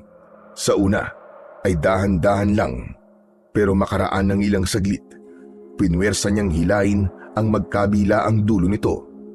Naramdaman niya ang bahagyang pagyanig ng lupa sa ilalim niya, ngunit hindi siya natakot. Sa halip ay mas lumakas pa ang kanyang determinasyon. Biglang napansin ni Bernardo na ang liwanag mula sa medalyon ay kumislap ng mas maliwanag pa at tila dumadaloy ito sa mga bakal ng tanikala. Unti-unti, naramdaman niya ang kakaibang init at banayad na puwersa na unti-unting nagpalambot sa metal. Sinubukan niyang hilahin muli at napansin niyang lumuwag na ang bakal na nakagapos sa kanyang mga kamay. Halos mapatalon siya sa tuwa. Ang bakal ay tila sumusunod sa kanyang kagustuhan at hinahayaan siyang makawala. Ang galing! Totoo nga! Makapangyarihan ang medalyon na to! Inalis na niya ang bakal. Tuluyan na ngang nakalaya ang kanyang mga kamay. Pagkatapos nun, ay nakita niyang mas tumingkad ang liwanag sa kanyang paa. Yumuko siya at dahan-dahang hinila ang bakal at muling napansin niyang malambot na rin ang metal at lumuwag na. Konti na lang makakalaya na ako. Isa talaga tong himala. Sa huling bahagi, Sinubukan niyang alisin na rin ang nasa kanyang leeg. Maigpit pa rin ito at matigas, ngunit sa muling pagdaloy ng liwanag mula sa medalyon, unti-unti ay naipalusot niya ang tanikala sa kanyang ulo hanggang sa tuluyan na itong natanggal. Masayang masaya ang binata sa kanyang naging kalayaan, ngunit ilang sandali pa ay napalingon siya sa bungad ng kuweba. Lumapit siya sa harang na malaking bato at hinawakan ito. Paano ko aalisin ang batong to? Sigurado o napakabigat nito. Hindi ko to kayang buhatin. Bigla niyang naalala ang kanyang ama na bathala. Sabay na pangiti. Kaya ko to. Dahil ang ama ko ay isang bathala. Ang dugo na dumadaloy sa akin, kalahating bathala at kalahating mortal. Hindi lang basta ako tao. Alam ko'y ako'y pinagkalooban ng lakas na lampas sa aking inaasahan. Tumayo siya ng tuwid at dahan-dahang inihanda ang kanyang sarili. Hinawakan niya ng dalawang kamay niya ang bato at sinubukan itong itulak. Bahagyang umuga ito. Kaya ko to. Ito na ang aking pagkakataon para makalabas sa kuweba na to. Huminga siya ng malalim at saka umusal ng hiling sa medalyon. Muli niyang itinulak ang batong harang sa kuweba. Gumulong ito ng dahan-dahan at sa huli niyang pagpuwersa dito, tuluyang naitulak niya ito palayo at sapat na ang espasyong naiwan para siya ay makalabas. Napasigaw sa tuwa si Bernardo. Masaya siyang pinagmasdan ang kanyang mga kamay at paa na malaya na. Ngunit bago pa siya maging masaya ng tuluyan, biglang may narinig siyang kaluskus mula sa likod ng mga puno. Lumingon siya at doon niya nakita si Joel. Nakalinya sa pagitan ng mga puno. Ang mukha nito ay puno ng pagtataka at hindi maipaliwanag ang pagkamangha. Paano mo nagawa yun? Natigilan si Bernardo. Hindi niya alam kung paano ipapaliwanag ang totoo sa kanyang kaibigan. Batid niyang ang kababalaghan na naganap ay lampas sa pangkaraniwan at baka hindi maintindihan ni Joel kung paano ipapaliwanag ng detalyado. Lumapit ng dahan-dahan si Joel. Ibig sabihin, nakakalabas ka? Bakit hindi mo sinabi sa akin kanina? Hindi makasagot si Bernardo. Nakatitig lang siya sa mukha ng kaibigan at pagkatapos ay huminga siya ng malalim bago sumagot. Ngayon ko lang ito nagawa, Joel, maniwala ka. Dahil yun sa medalyon na ibinigay sa akin ni nanay. Nalaman ko na kaya ko palang makalaya. Kanina ko lang ito nadiskubre. Ngayon lang, totoo ba yung sinasabi mo? Bernardo, magkaibigan tayo, di ba? Bakit naglilihim ka sa akin? Wala akong nililihim sa'yo. Totoo ang sinasabi ko. Ngayon lang ako nakalabas. At kung iniisip mo na ako ang umatake sa praile, hindi. Hindi ko gagawin yun. Hindi ako isang halimaw. Talaga? Hindi ikaw? Oo, Joel. Wala akong kinalaman sa mga nangyari. Ang kapangyarihang to, hindi ko kailanman gagamitin sa masama. Gagamitin ko to sa mabuti.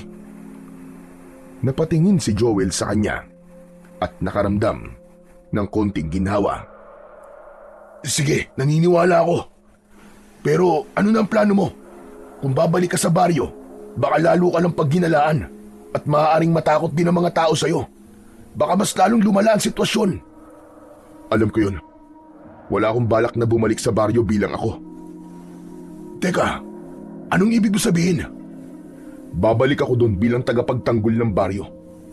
Itatago ko ang tunay kong pagkakakilanlan at aalamin ko kung ano talaga ang sanhi ng mga patayan. Lumapit ng bagya si Joel kay Bernardo at tinapik ang balikat nito. Pero paano mo yung gagawin? Delikado ang plano mo. Baka mahuli ka. Bakit? Wala ka bang bilib sa akin? May tiwala naman ako sa'yo eh. Ikaw pa ba? Pero seryoso, poprotektahan ko talaga ang mga tao. Hindi ko hahayaang maulit pa ang nangyari sa kumbento. Gusto mo samahan kita? Huwag na, Joel. Hayaan mo na ako. Ayokong madamay ka at ayokong mapahama ka ng dahil sa akin. Hindi, Bernardo. Kasama mo ako dito at hindi kita pwedeng pabayaan. Joel, kaya ko na to. Maniwala ka sa akin. O sige, kung ayaw mo akong isama, edi tutulong na lang ako sa parang alam ko. Ako ang bahalang mag-imbestiga sa kaso ng pagpatay sa mga praile. Salamat kung gano'n. Malaking tulong yun sa akin kapag nagkataon. Kailangan natin bigyan ng muka ang aswang para malaman natin kung bakit niya ito ginagawa. Sige, ako nang bahala, Bernardo. O siya, sige na. Mabuti pa'y bumaba ka na at baka hinahanap ka na sa pwesto mo. Tama ka, pero bago ako umalis, may iaalok ako sa'yo. May lumang kubo sa dati naming bukid. Matagal na yung di nagagamit at medyo luma na. Pero pwede pa rin pagtiyagaan na tirhan kung gusto mo. Doon ka na muna manatili. Talaga? Saan ba yun? Sa may timog ng baryo. Malapit na sa dulo ng baryo. Malayo yun at hindi madalas napuntahan ng mga tao. At kapag may lalapit, makikita mo agad. Makakapaghanda ka o kaya makakapagtago ka kung kinakailangan. Ayos yun. Malaking tulong yun sa akin.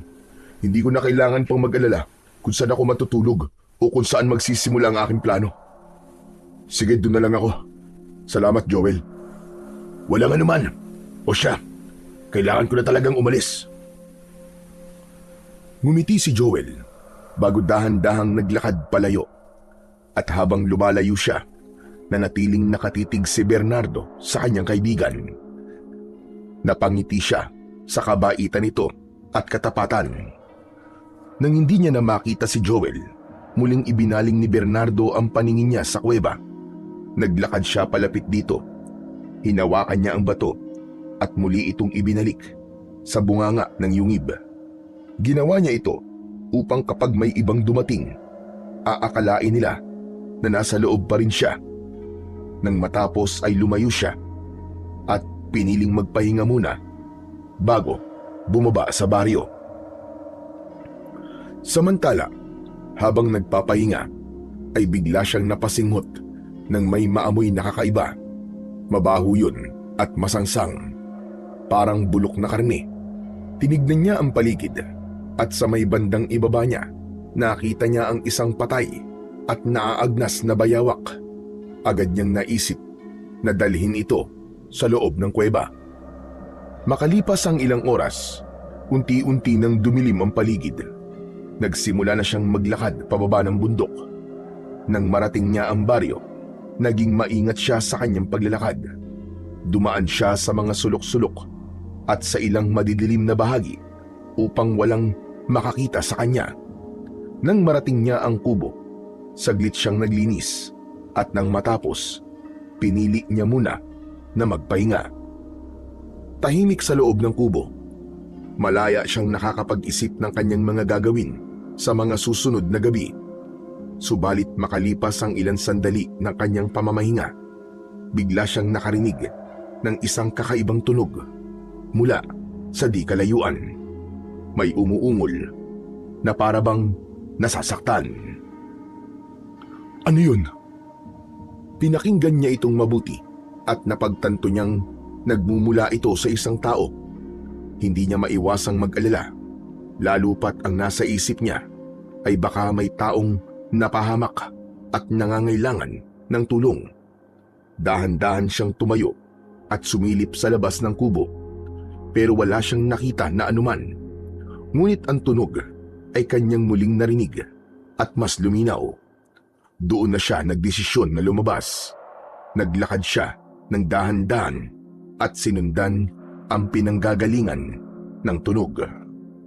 Sa di kalayuan, sa ilalim ng isang puno, nakita niya ang isang matandang babae na wala halos saplot sa katawan. Nagpapahid ito ng langis sa kanyang buong katawan. Biglang napansin ng binata na ang katawan ng babae ay nagbabago. Pagkaraan ng ilang sandali, bumabaluktot ang katawan nito, pabaliktad. Humahaba din ang kanyang mga kuko at biglang lumitaw ang matutulis na pangil sa bibig nito. Hindi maaari. Isang aswang.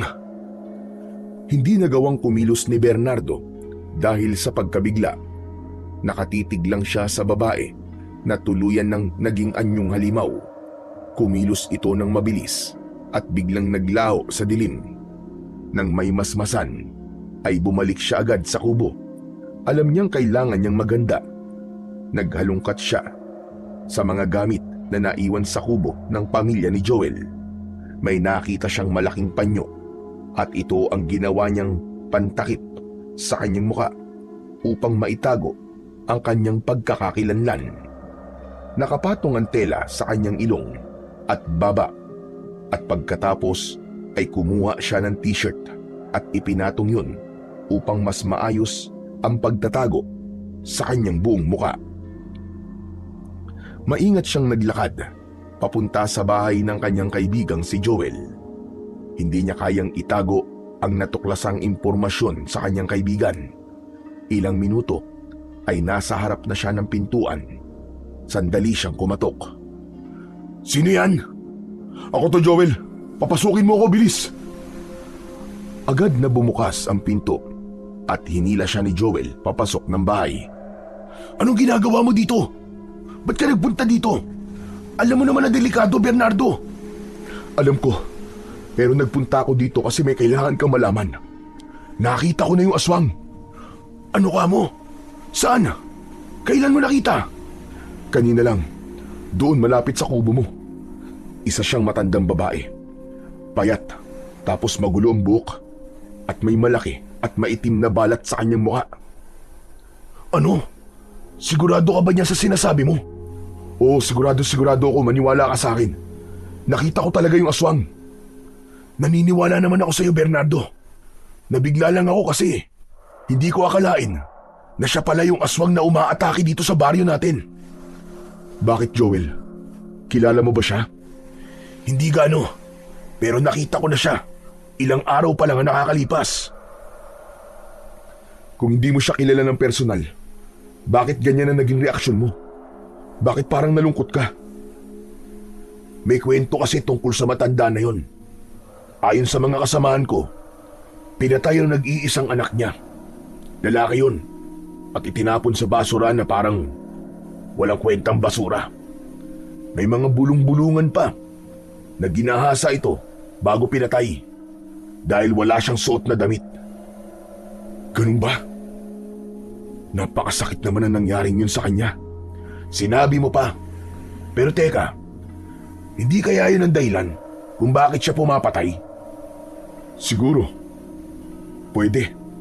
Baka kasi naghihiganti siya dahil sa sama ng loob sa kawalang hustisya sa bayang ito. Kaya nga, nakakalungkot. Kaya lang, hindi pa rin niya dapat ginawa yun. Bakit kailangan niyang pumatay ng mga inosenteng tao?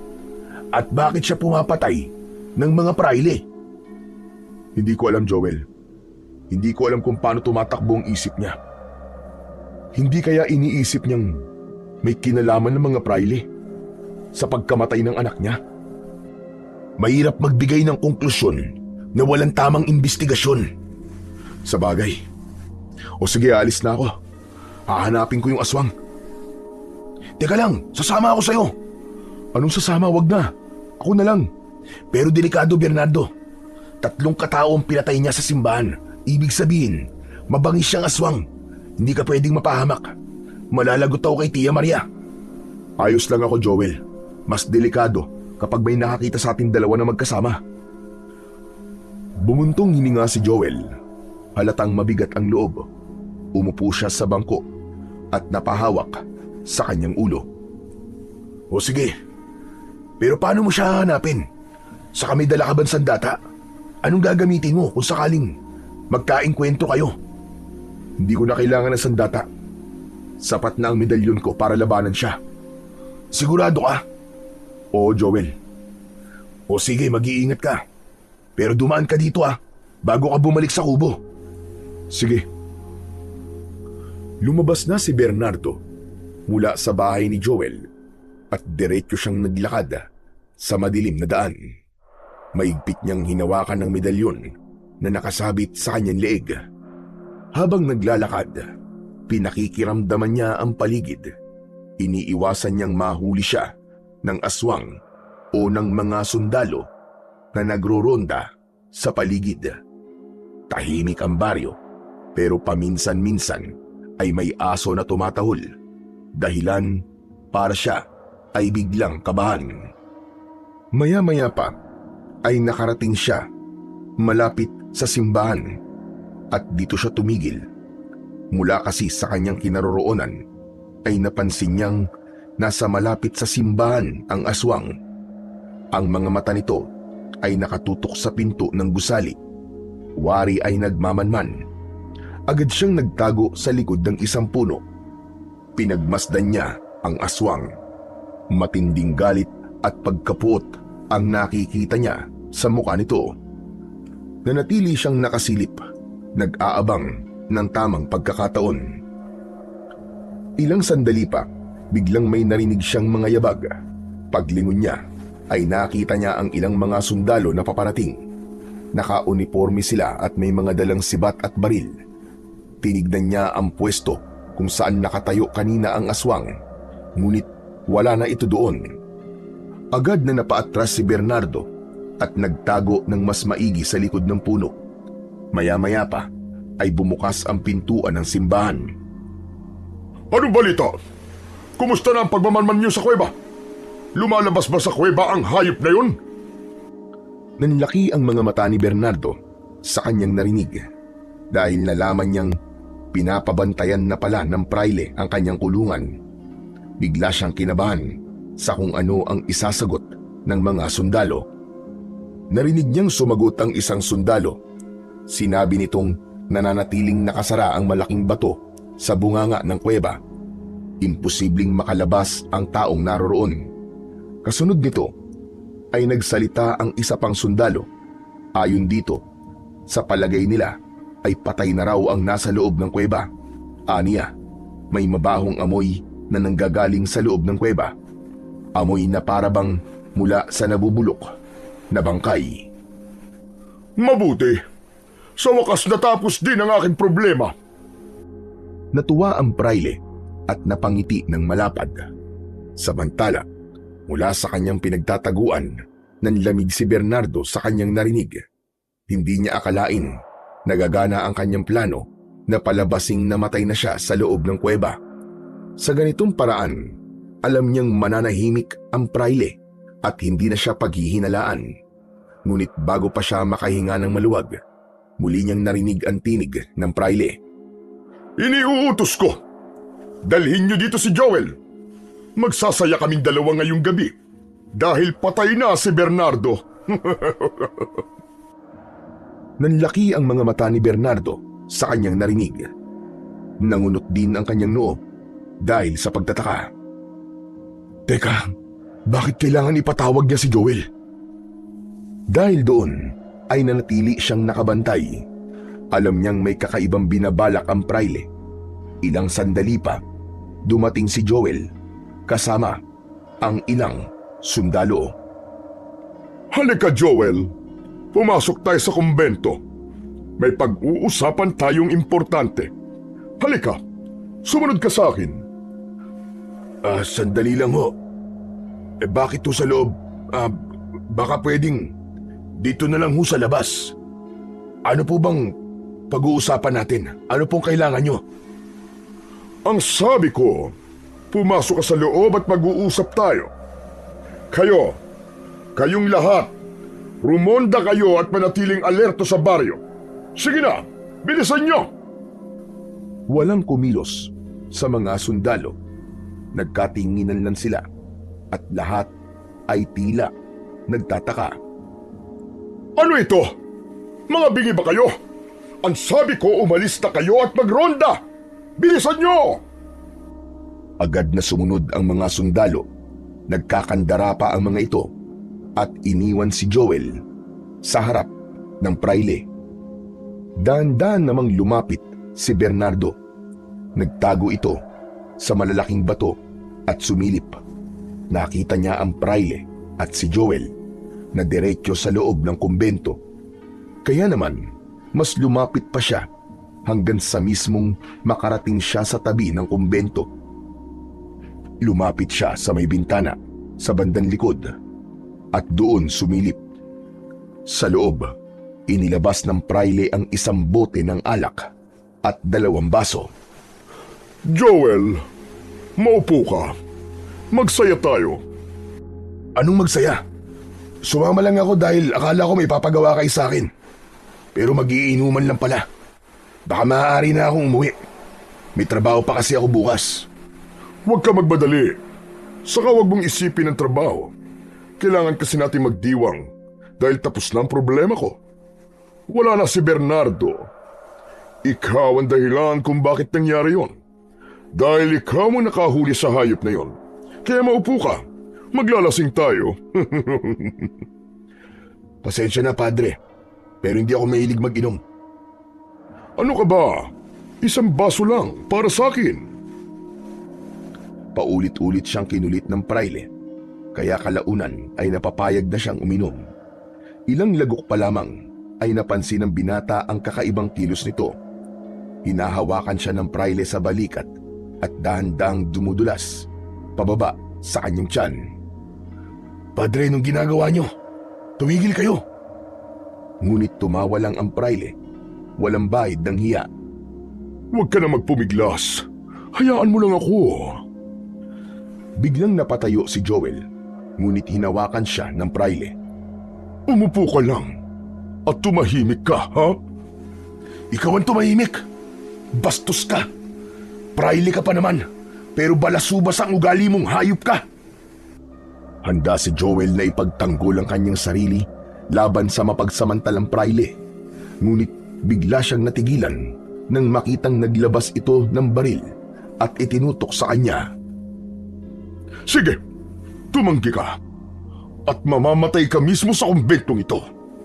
At isusunod ko ang lahat ng miyembro ng pamilya mo. Palalabasin ko mga taksil kayo at papupugutan ko kayo ng mga ulo. Pati na ang ina ng kaibigan mong si Bernardo. Namilog ang mga mata ni Joel. Teka, paano mo nalaman ang tungkol sa amin? Marami akong mga mata at tenga. Walang lihim na hindi ko kayang alamin. Natahimik si Joel. Sa pagkakataong yun, ay alam niyang nasukol na siya at hindi niya alam kung ano ang kanyang gagawin. Pumayag ka na kasi. Pagbigyan mo na ako. Tataas ang ranggo mo. Ano pang gusto mo? Kaya kong ibigay ang lahat. Magsabi ka lang. Mas lalong nag-alab ang galit ni Joel. Nanginginig na siya sa pagkasuklam. Samantala sa labas, ganun din ang nararamdaman ni Bernardo. Gusto niya nang sumugod. Kaya naman, naglakad siya ng dahan-dahan papunta sa harap. Ngunit bigla siyang napatigil nang mapansin ng isang anino sa pintuan ng kumbento. Nasa harap mismo ang aswang. Nakalugay ang magulong buhok nito. Kita sa mga mata nito ang matinding pagkapuot. Nagngangalit din ang panga nito, habang ang kuko ay mas lalong humaba at ikinaskas yun sa kahoy. Isang malakas na ungol ang pinakawalan ng halimaw. Kasunod nito ay ang pagbangga ng katawan nito sa pintuan. Muling umatungal ang aswang, mas mabagsik. Walang ano-ano ay binangga nito ang pinto at tuluyan na yung nabuksan. Agad itong sumugod patungo sa praile. Nabitiwan ni Joel ang baso at napaupo sa saig dahil sa matinding pagkabigla at takot. Humarap ang praile. Mabilis na kinuha ang krus na nakasukbit sa kanyang leeg at itinaas ito.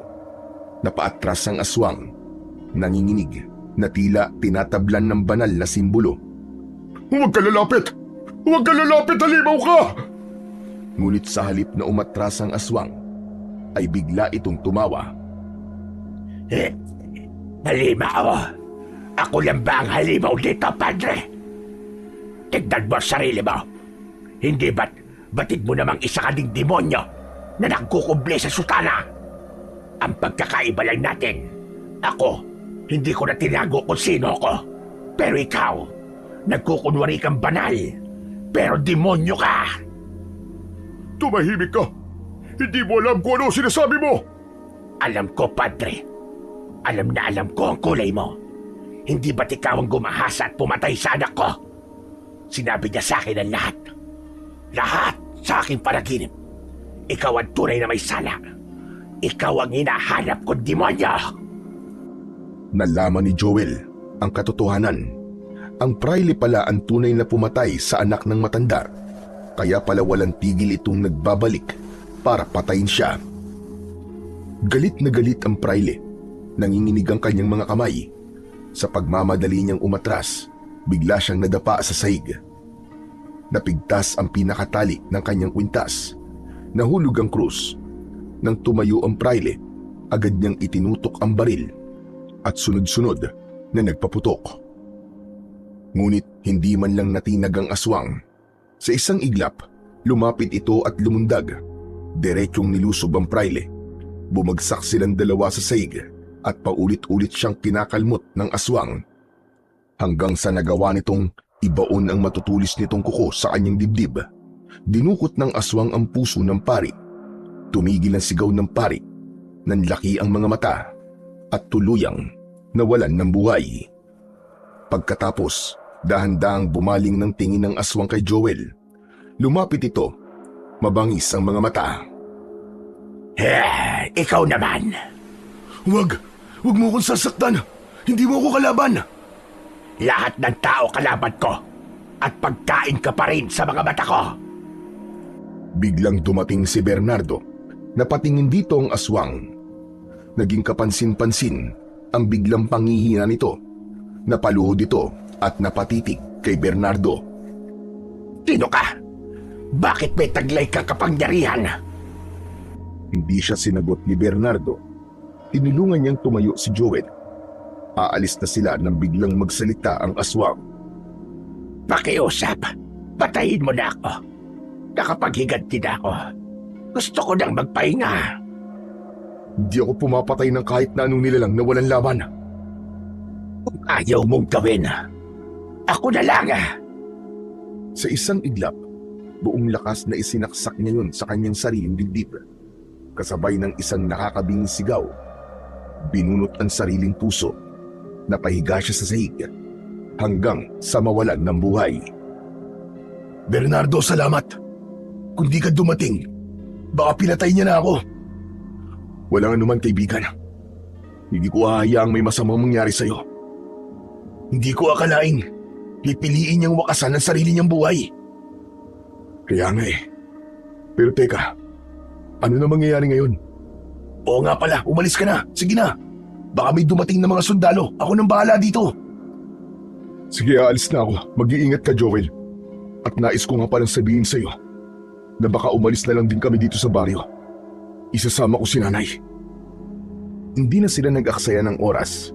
Magkasama silang naglakbay patungo sa ibang bayan, malayo sa kanilang baryo. Samantala, nanatili si Joel sa kanilang baryo. Hindi na muling nabanggit ang nangyari sa kumbento at itinuon niya ang kanyang sarili sa tungkulin bilang kawal. Nakilala siya bilang isang matapat, marangal at makatarungang bantay ng bayan. Si Bernardo naman at ang kanyang ina ay naging maayos ang pamumuhay sa bagong baryo. Wala nang nakakaalam ng tunay niyang pagkatao. Siya ay naging isang simpleng mamamayan, isang magsasaka, nakilala sa pagiging simple, tahimik at mabait na tao. Ngunit hindi nila alam na ito ay anak ng isang bathala.